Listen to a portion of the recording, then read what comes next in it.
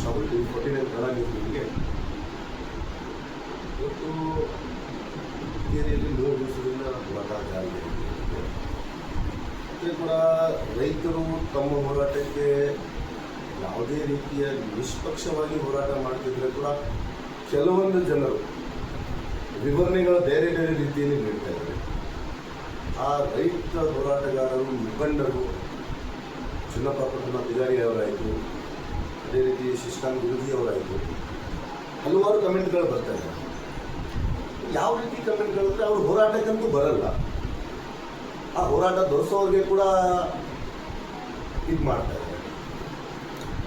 ಅದೇ ವಿಚಾರದ ಮೇಲೆ ನಮ್ಮ ಕಮೆಂಟ್ಗಳನ್ನು ಅನ್ಸೋವರೆಗೂ ಓದಿರ್ತಾರೆ ಶಶಿಕಾಂತ್ ಗುರೂಜಿಯವರು, ನಾವು ಕೂಡ ನೋಡಿರ್ಬೋದು. ಕಮೆಂಟ್ಗಳು ಮಾಡ್ತಾ ಇದ್ದಾರೆ. ಸುಮಾರು 45 ವರ್ಷದಿಂದ ಆ ಜಾಗಕ್ಕೆ ಆಡಳಿತ ನಡೆಸಿಕೊಂಡಿರುವಂಥವ್ರು ಮೇಲೆ ತಾವು ಕ್ವಶನ್ಗಳು ಮಾಡ್ತಾ ಇಲ್ಲ. ಈಗಾಗಲೇ ಕೂಡ ಭಾಗವಹಿಸಿರುವಂತೆ ಅವ್ರ ಮೇಲೆ ಕ್ವಶನ್ಗಳು ಮಾಡ್ತಾ ಇಲ್ಲ ಅಂದರೆ ಅದರ ಅರ್ಥ ಸುಮಾರು 45 ವರ್ಷದಿಂದ ಕತ್ತಿ ಕುಟುಂಬ ಇಲ್ಲಿ ಆಡಳಿತ ನಡೆಸತ್ವ ಬರ್ತಾ ಇದೆ. ಆ ಆಡಳಿತದ ಮೇಲೆ ತಾವು ಕ್ವಶನ್ ಮಾಡದೆ ಮಾತ್ರ ಸತೀಶ್ ಜಾರಕಿಹೊಳಿ ಅವರನ್ನ ತಾವು ಟಾರ್ಗೆಟ್ ಮಾಡಿ ಮಾತಾಡುತ್ತಿರುವ ವಿಷಯಗಳು ಆ ರೀತಿಯಾಗಿ ಕ್ವಶನ್ ಮಾಡ್ತಾ ಇದ್ದಾರೆ. ಆ ವಿಷಯದ ಮೇಲೆ ತಾವು ಯಾವ ರೀತಿಯ ವಿವರಣೆ ಕೊಟ್ಟಿರೋ ಗುರುಜಿ, ಆಮೇಲೆ ಅಥವಾ ತಾವು ಟಾರ್ಗೆಟ್ ಮಾಡ್ತಿದ್ರ?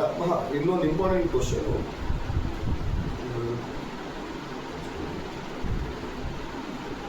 ಅವರು ಕೆಲವೊಂದು ಕಮೆಂಟ್ಸ್ಗಳಿದ್ದಾವೆ. ಆ ಕ್ವಶನ್ಗಳು ನಮ್ಗೆ ಜನರಲ್ ವಿವರಣೆ, ಆ ಜನರಲ್ ವಿವರಣೆ ಅಂದರೆ ಗುರೂಜಿ ರೈತಪರ ಹೋರಾಟಗಾರರಲ್ಲದಿಂದಲೂ ಒಂದು ಪಕ್ಷಾತೀತ ಹೋರಾಟ ಮಾಡಿದಂಗೆ ಮಾಡ್ತಾ ಇದ್ದಾರೆ. ಈ ರೀತಿ ಕೂಡ ಕಮೆಂಟ್ ಬಂದಿದೆ, ತಾವು ಇದು ಕೂಡ ನೋಡಿರ್ಬೋದು. ಕೆಲವೊಂದು ನಿನ್ನೆ ರಾತ್ರಿ ನಮ್ಮ ಚಾನೆಲ್ ಆಫೀಸ್ಗೆ ಕರೆಗಳ ಮೂಲಕ ಕೂಡ ಈ ರೀತಿಯ ಕ್ವಶನ್ಗಳು ಬಂದಿದ್ದಾರೆ.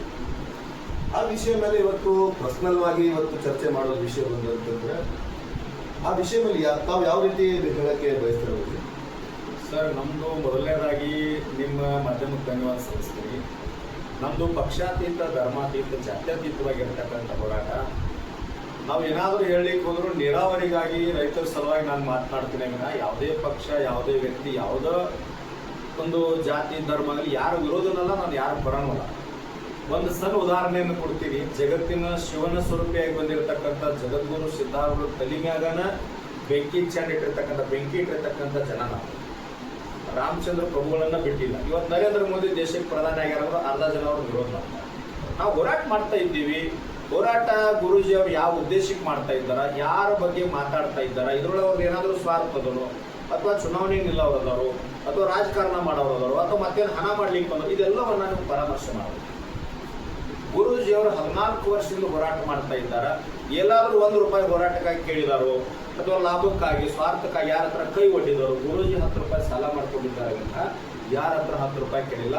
ಯಾವುದೇ ರಾಜಕೀಯ ವ್ಯಕ್ತಿ ಮನಿ ಬಾಗಿಲವನ್ನು ಇಲ್ಲಿಯೂ ಕೂಡ ಗುರೂಜಿಗೆ ಎಂದು ಹಾಕಿದೆ. ಇದನ್ನು ಮೊದಲು ಸ್ಪಷ್ಟಪಡಿಸ್ಕೊಳ್ಬೇಕು ಸರ್. ನನ್ನ ಹೋರಾಟ ವೈಯಕ್ತಿಕವಾಗಿ ರೈತ ಸಂಘದ ಜೊತೆ 14 ವರ್ಷದ ಒಡನಾಟ. ಇವತ್ತು ನಮ್ಮಿಂದ ಎಷ್ಟು ಕಾರ್ಯಕರ್ತರಾದ 10 ರಿಂದ 12 ಲಕ್ಷ ಜನ ಕಾರ್ಯಕರ್ತರು. ಒಂದು ಕರೆ ಕೊಟ್ಟಿವಿ, ಬರಲೇಬೇಕು ಅಂತೇಳಿ ನಾವು ಸ್ವಾಭಿಮಾನದಿಂದ ಮೊರೆ ಹೋಗಿ ಏನಾದರೂ ಕಾರ್ಯಕರ್ತರು ಬರಬೇಕಾದ್ರೆ 16 ಲಕ್ಷ ಜನ ಬರ್ತಾರೆ. ಸರ್, ಉದಾಹರಣೆ ಗುರುಲಾಪುರದೊಳಗೆ ನಾವು ಯಾಕೆ ರಾಜಕೀಯವ್ರನ್ನ ಬೈತೀವಿ ಅನ್ನೋದು ಸ್ವಲ್ಪ ವಿಚಾರ ಮಾಡ್ತೀವಿ. ನಿಮ್ಮ ಪಕ್ಷದವ್ರು ಇರಲಿ, ನೀವು ಅಭಿಮಾನಿ ಇರಲಿ, ಅವ್ರ ಮ್ಯಾಗ ನಿಮ್ಮದು ಪ್ರೇಮ ಇರಲಿ, ನಮ್ಮದು ಅಭ್ಯಂತರ ಇಲ್ಲ.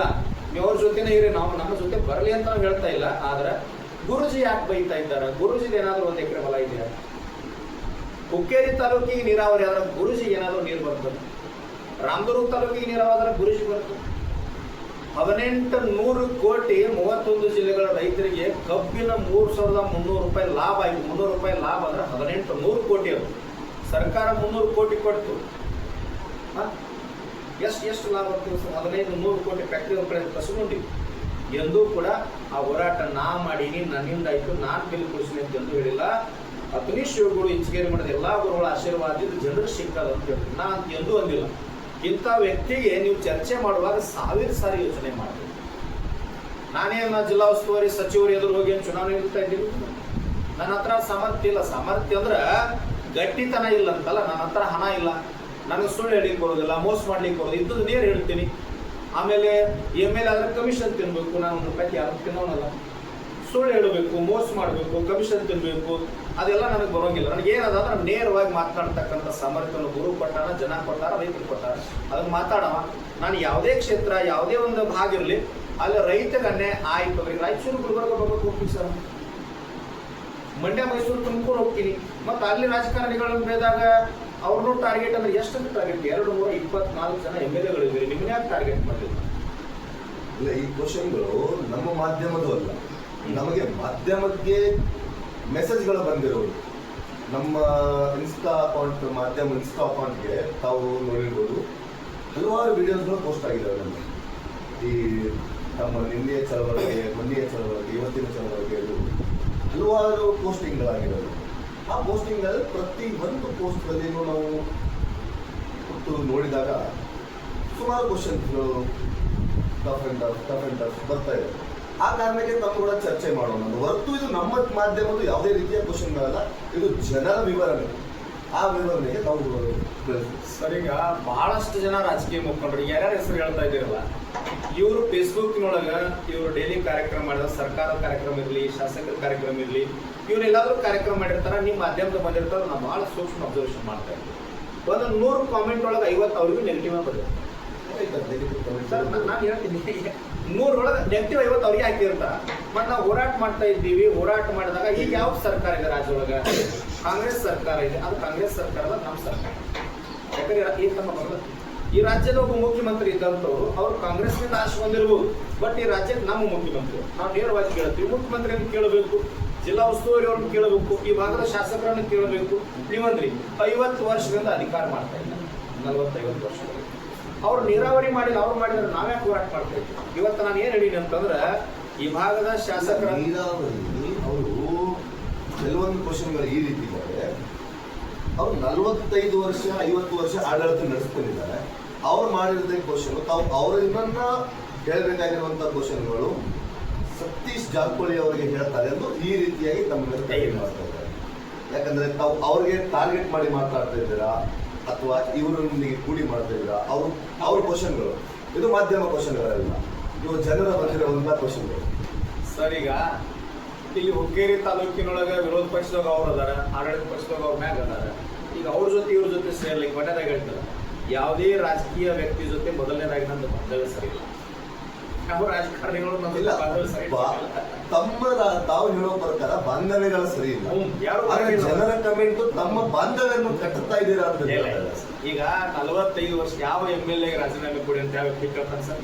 ಇವತ್ತು ನಿಮ್ಮ ಮಾಧ್ಯಮ ಮೂಲಕ ಬೆಳಗ್ಗೆ ಏನು ಕೇಳಿನಿ, ಅನಿರೀಕ್ಷಿತವಾಗಿ ಅಚಾನಕವಾಗಿ ಬೆಂಗಳೂರು ಹೋಗಿರಿ, ಬರುವಾಗ ಹಂಗ ಬರಬೇಡ್ರಿ, 12 ಗಂಟೆ ದಾಟ್ಯದ ಸಭಾಧ್ಯಕ್ಷರಿಗೆ ಭೇಟಿಯಾಗಿ ರಾಜೀನಾಮೆ ಕೊಟ್ಟು ಬರೀ ನಾನು ಹುಕ್ಕೇರಿ ತಾಲೂಕಿಗೆ ನೀರಾವರಿ ಆಗಿಲ್ಲ ಅಂತೇಳಿ ನೇರವಾಗಿ ಶಾಸಕರಿಗೆ ನಾನು ಪ್ರಶ್ನೆ ಮಾಡಿ ಎಚ್ಚರಿಕೆ ಕೊಟ್ಟೀನಿ.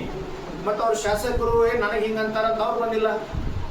ಇವರಿಗೆಲ್ಲ ಉಳಿದಂಥ ರಾಜಕಾರಣಿಗಳು ಯಾಕೆ ಭಯ ಬರ್ಲಿಕ್ಕತ್ತದ? ಎದರ ಸಂಬಂಧ ಭಯ ಪಡ್ತಾ ಇದ್ದೀರಿ? ಅವರೆಲ್ಲ ಶಾಸಕರು ಸಚಿವರು ಶಾಂತ ಅದಾರ, ಅವ್ರ ಕಾರ್ಯಕ್ರಮ ಮಾಡ್ಲಿಕ್ಕತ್ತಾರ, ನಮ್ಮ ಹೋರಾಟ ನಾವು ಮಾಡ್ಲಿಕ್ಕತ್ತೀವಿ. ಈ ನಡು ಮಧ್ಯದೊಳಗೆ ಅದರಲ್ಲಿ ಅರ್ಧ ಪಡಕೋದು. ಈ ಕಡೆ ಜ್ಞಾನ ಇಲ್ಲ ಸರ್, ಈ ಕಡೆ ಅಜ್ಞಾನ ಇಲ್ಲ. ಈ ಕಡೆ ಜ್ಞಾನ ಇದ್ದವಂಗ ಒಂದ್ ಮಾತು ಹೇಳಿದ್ರೆ ತಿಳ್ಕೊಂತಾರ, ಅಜ್ಞಾನ ಇದ್ದವಂಗ ತಿಳಿಸಿ ಹೇಳಿದ್ರೆ ತಿಳ್ಕೊಂತಾನ.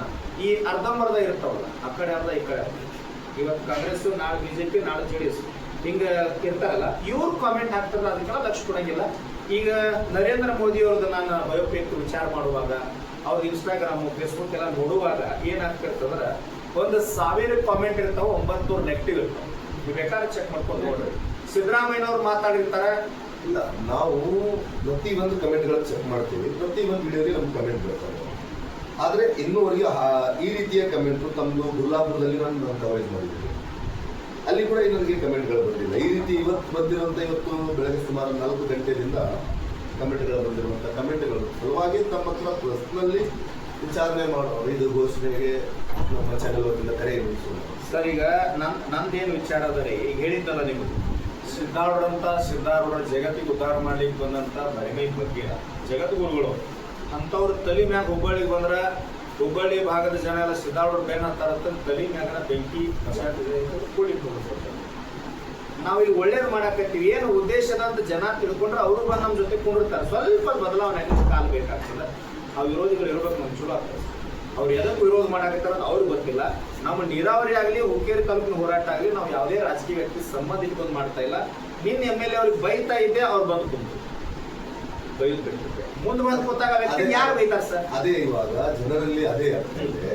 ಜನ ಆಗಿರ್ಬೋದು, ಅದು ಅವರು ಫ್ಯಾನ್ ಫಾಲೋಯಿಂಗ್ ಆಗಿರ್ಬೋದು, ಅಥವಾ ತಮ್ಮ ಫ್ಯಾನ್ ಫಾಲೋಯಿಂಗ್ ಆಗಿರ್ಬೋದು, ಯಾವುದೇ ರಾಜಕೀಯ ಪಕ್ಷದ ಫ್ಯಾನ್ ಫಾಲೋಯಿಂಗ್ ಆಗಿರ್ಬೋದು, ಆ ಫ್ಯಾನ್ ಫಾಲೋಯಿಂಗ್ಗೆ ಏನಾಗ್ತಾ ಇದೆ, ಪ್ರತಿ ಕುಟುಂಬಸ್ಥರು ಬಂದು ಕುತ್ಕೊಂಡಾಗ ಇಲ್ಲಿ ಒಂದು ನೀರಾವರಿ ಹೋರಾಟದಲ್ಲಿ ಕತ್ತಿ ವರ್ಸಸ್ ಜಾರಕಿಹೊಳಿ ಈ ರೀತಿಯ ಸಂಭಾಷಣ ಕೂಡ ಕಮೆಂಟ್ಗಳು ಬರ್ತಾರೆ, ಪ್ರೈವೇಟ್ ಕಮೆಂಟ್ಗಳು ಬರ್ತಾರೆ. ಸರ್ ಒಂದು ಮಾತನ್ನು ಹೇಳ್ತೀನಿ, ಕತ್ತಿಯವರು ನಮಗೆ ಸಂಬಂಧ ಇಲ್ಲ, ಜಾರಕಿಹೊಳಿ ಅವರು ನಮಗೆ ಸಂಬಂಧ ಇಲ್ಲ. ಜಿಲ್ಲೆಯೊಳಗೆ ಇಬ್ಬರು ನಮ್ಗೆ ಯಾರಂತ ಸಂಬಂಧ ಇಲ್ಲ. ಮತ್ತೆ ಹೆಚ್ಚಿಗೆ ಕೇಳಿದ್ರೆ ನಮ್ಗೆ ಇಬ್ರು ಪರಿಚಯ ಇಲ್ಲ ಸರ್ ಅಂತ ಕೇಳಿದ್ರೆ. ಹುಕ್ಕೇರಿಗೆ ಬಂದಾಗ ಇದೆಲ್ಲ ಎದ್ದು ಗುರ್ಲಾಪುರದಾಗ ಇಡೀ ರಾಜ್ಯವನ್ನ ಸರ್ಕಾರವನ್ನ ಬೇದೀವಿ, ಸಚಿವರನ್ನ ಬೇದೀವಿ, MLAಗಳನ್ನ ಬೇದೀವಿ, ಯಾರು ಪ್ರಶ್ನೆ ಹಾಕಿಲ್ಲ. ಹುಕ್ಕೇರಿ ನೀರಾವರಿಗಾಗಿ ಬಂದಾಗ ಹೊರಗಿನ ಭಾಗದ ಎಲ್ಲೋ ಅಭಿಮಾನಿಗಳು ಅವ್ರದ್ದೊಂದು ಸ್ವಲ್ಪ ಫಾಲೋವರ್ಸ್ ಇದ್ದಂಥವ್ರು ಅವ್ರಿಗೆ ಬಂದದ. ಬಟ್ ನಾನು ತಮ್ಮ ಮಾಧ್ಯಮ ಮೂಲಕ ನೇರ ಹೇಳ್ತೀನಿ, ನಮಗೆ ಕತ್ತಿಯವರು ಸಂಬಂಧ ಇಲ್ಲ, ಜಾರಕಿಹೊಳಿ ಅವರು ಸಂಬಂಧ ಇಲ್ಲ. ಜಾರಕಿಹೊಳಿ ಮಂಟನದವ್ರು ಯಾವುದೇ ರಾಜಕೀಯ ಏನು ಮುಖಂಡರಿದ್ದಾರೆ ಅವ್ರಿಗೆ ವೇದಿಕೆಗೆ ಬಂದ್ರೆ ತಮ್ಮ ಮೂಲಕ ಹೇಳ್ತೀನಿ, ಅತ್ಯಂತ ಅಭಿಮಾನದಿಂದ ಗೌರವ. ನಮ್ಮ ವೇದಿಕೆಗೆ ಕಾಂಗ್ರೆಸ್ ಬರಲಿ, JDS ಬರಲಿ, BJP ಅವ್ರು ಬರಲಿ, ಯಾರೇ ಬರಲಿ, ವೇದಿಕೆಗೆ ಬಂದು ಕುಂತಾಗ ನಾವು ಗೌರವ ಕೊಡ್ತೀವಿ. ಕೊರ್ಲಾಪುರದಾಗ ಅದನ್ನ ಪಾಲನೆ ಮಾಡಿವಿ. ಆದ್ರೆ ಒಂದು ನಾವು ಕೊಂಡಿರ್ತಕ್ಕಂಥ ವೇದಿಕೆ ಏನದ ಅಲ್ಲಿ ಯಾರನ್ನೂ ಕುಣಿಸಲ್ಲ. ಯಾವುದೇ ರಾಜಕೀಯ ವ್ಯಕ್ತಿ ಬರಲಿ, ಸ್ವಾಮೀಜಿ ಬರಲಿ, ಅವ್ರು ಕುಣಿಸಂಗಿಲ್ಲ. ರಾಜಕೀಯ ಅವ್ರು ಬಂದ್ರೆ ಕೆಳಗೆ ಕುಣಿಸ್ತೀವಿ, ಅವ್ರು ಮಾತನಾಡೋದು, ಅಲ್ಲಿ ರಾಜಕಾರಣ ಮಾತಾಡಂಗಿಲ್ಲ. ಇದು ನಮ್ಮ ವಾರ್ನಿಂಗ್ ಅದ, ಅದನ್ನ ಯಾವತ್ತೂ ನಾವು ಪಾಲನೆ ಮಾಡ್ತೀವಿ. ನಾವು ನೋಡಿದ್ದೀವಿ ಕೊಲ್ಲಾಪುರದಲ್ಲಿ ನಾವು ಮಂತ್ರಿಗಳನ್ನೇ ಕೆಳಗಡೆ ಕುಳಿಸಿದ್ದೀರ. ಅದು ಒಂದು ಇಡೀ ರಾಜ್ಯಾದ್ಯಂತೆ ಒಂದು ದೊಡ್ಡ ಹೋರಾಟ.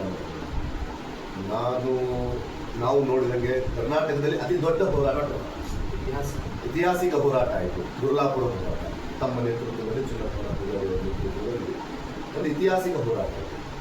ಆ ಹೋರಾಟ ಅದೇ ರೀತಿಯಾಗಿ ಆ ಹೋರಾಟ ಇಲ್ಲಿ ಸಮಾವಳ್ಳಂತೆ ಎಂದು ತಿಳ್ಕೊಂಡು ಯಾರಾದ್ರೂ ಈ ರೀತಿ ಕಮೆಂಟ್ಗಳು ಮಾಡ್ತಾ ಇದ್ದಾರಾ, ಅಥವಾ ಬರೋ ಮುಂದಿನ ಚುನಾವಣೆಗೆ ಈ ಹೋರಾಟದಿಂದ ಎಫೆಕ್ಟ್ಗಳು ಆಗ್ಬೋದು ಎಂದು ಮಾಡ್ತಾ ಇದ್ದಾರೆ? ಸರ್, ನನಗೆ ಅನ್ನಿಸ್ತದ ಇದೆಲ್ಲ ತಮ್ಮ ದೃಷ್ಟಿಕೋನ, ತಮ್ಮ ಪ್ರಶ್ನೆಗಳು, ಜನರು ನೋಡ್ತಕ್ಕಂಥ ದೃಷ್ಟಿಕೋನ ನೋಡಿದ್ರೆ ಇವೆಲ್ಲರಿಗೂ ಯಾಕೋ ಚುನಾವಣೆ ಭಯ ಅನಿಸ್ತದೆ.